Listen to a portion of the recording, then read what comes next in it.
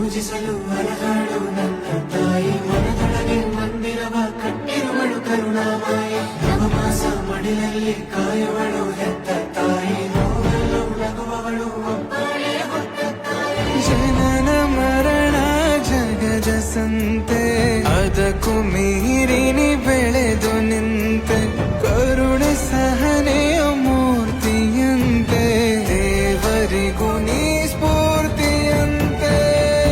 ಅದೃಷ್ಟವು ನನ್ನ ಪಾಲಿಗೆ ನಿನ್ನ